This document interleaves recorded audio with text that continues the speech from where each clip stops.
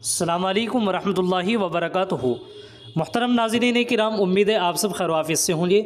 آج کی ویڈیو کا عنوان ہے دجال کہاں سے نکلے گا، اور اسی طریقے سے دجال پیدا ہوگا یا ظاہر ہوگا۔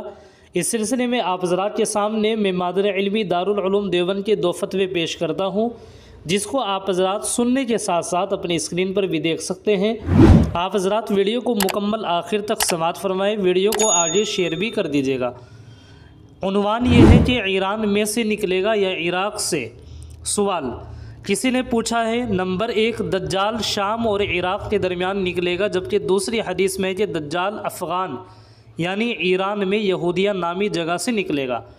میرا سوال یہ ہے کہ وہ ایران میں سے نکلے گا یا عراق میں سے؟ نمبر 2، ایک اور جگہ لکھا ہوا ہے کہ دجال کوسی نامی جگہ جو دلدلی اور نمکین ہے وہاں سے نکلے گا، جبکہ حضرت ابوبکر رضی اللہ تعالیٰ عنہ نے فرمایا کہ دجال عراق سے نکلے گا۔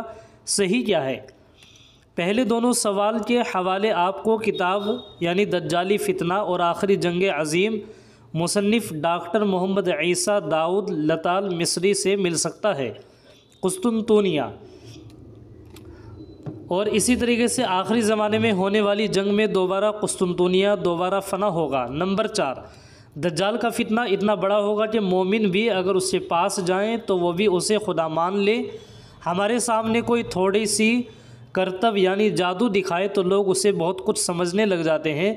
دجال کو اللہ نے کیوں بنایا؟ ایک سوال یہ بھی ہے۔ نمبر 5، تیسری جنگ عظیم رومیوں اور مسلمانوں کے درمیان ہوگی۔ آج کے رومی سارے عیسائی ہیں یا صرف اٹلی کے شہر روم کے لوگ؟ نمبر 6، حضور صلی اللہ علیہ وسلم کے زمانے میں روم کی کیا حدود اربعہ تھی اور آج کون سے ملک ہیں؟ یہ تھے 6 سوالات۔ آپ حضرات ان کے جواب سماعت فرمائیں، جن کو آپ اپنی اسکرین پر بھی دیکھ سکتے ہیں۔ بسم اللہ الرحمن الرحیم۔ نمبر 1، نمبر 2 دونوں سوالوں کے جوابات لکھے ہوئے۔ دجال کہاں سے نکلے گا، اس سے متعلق احادیث میں متعدد جنگوں کا ذکر آیا ہے، جیسا کہ آپ نے بھی سوال میں ذکر کیا ہے۔ ان احادیث کی توجیہ میں شرائع حدیث نے 2 طرح کی باتیں ذکر فرمائی ہیں۔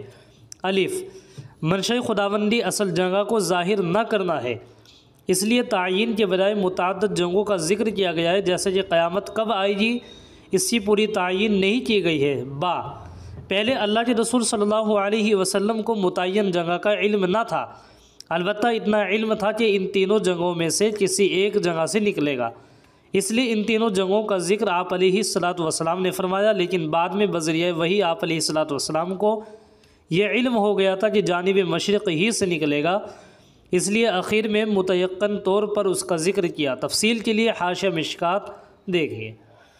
نمبر 3، احادیث میں فتح قسطنطنیہ کا یوں ذکر آیا ہے کہ ایک مرتبہ قتال کے ذریعے فتح ہوگا اور ایک مرتبہ بغیر قتال کے ذریعے فتح کی بشارت تو سلطان محمد فاتح کے واسطے حاصل ہو گئی، البتہ بغیر قتال کے فتح کا واقعہ ہمارے علم کے مطابق ہنوز پیش نہیں آیا، یہ انشاءاللہ بعد میں پیش آئے گا۔ نمبر 4، دجال کے نکلنے کا واقعہ لوگوں کے ایمان کو پرکھنے کے لیے ہوگا، یہ مرحلہ تو سخت ہونا ہی چاہیے۔ نمبر 5، ان دونوں باتوں کی تحقیق ہمیں نہیں ہے، واللہ تعالی عالم۔ دارالفتہ دارالعلوم دیوبند۔ یہ تھا ایک فتویٰ مادر علمی دارالعلوم دیوبند کا۔ اب آپ حضرات دوسرا فتویٰ سماعت فرمائیں۔ دجال پیدا ہوگا یا ظاہر ہوگا، اس سلسلے میں بھی آپ حضرات اس کو سن سکتے ہیں اور اپنی اسکرین پر بھی دیکھ سکتے ہیں۔ فتوے کا عنوان ہے دجال پیدا ہوگا یا ظاہر ہوگا۔ سوال، کیا دجال پیدا ہوگا یا ظاہر ہوگا؟ اگر ظاہر ہوگا تو اب وہ کہاں ہے اور وہ کب پیدا ہوا تھا؟ جواب، بسم اللہ الرحمن الرحیم۔ دجال پیدا ہو چکا ہے، ایک جزیرے میں قید کر کے رکھا گیا ہے، قیامت کے قریب ظاہر ہوگا، جیسا کہ صحیح مسلم میں فاطمہ بنت قیس کی روایت میں مذکور ہے، اور حضرت تمیم دارمی رضی اللہ تعالیٰ عنہ کے اسلام لانے کا سبب بھی یہی ہوا کہ انہوں نے ایک جزیرے میں دجال سے بات چیت کی اور پھر مدینہ آ کر اسلام قبول کیا۔ دجال کہاں ہے، اس کو حدیث میں مبہم رکھا گیا ہے۔ مسلم شریف کی حدیث کے آخر میں رسول اللہ صلی اللہ علیہ وسلم کا یہ قول درج ہے، جس کا مفہوم ہے مبہم رکھنے کی کیا حکمت ہے، اس لیے ملاحظہ ہو مشکات۔ دجال کا ظہور کہاں سے ہوگا، اس بارے میں روایات اس طرح ہیں۔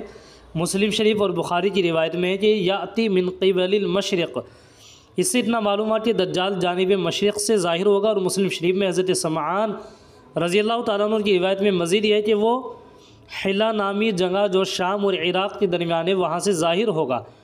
مسلم شریف اور ترمذی کی ایک روایت میں ہے یعنی دجال خراسان جو جانب مشرق میں واقع ہے وہاں سے ظاہر ہوگا۔ رائے سوال کہ وہ کب پیدا ہوا تھا اس کی صراحت نہ تو احادیث میں ملی اور نہ ہی اس سے جاننے کی ضرورت ہے۔ واللہ تعالی عالم۔ دارالفتاء دارالعلوم دیوبند۔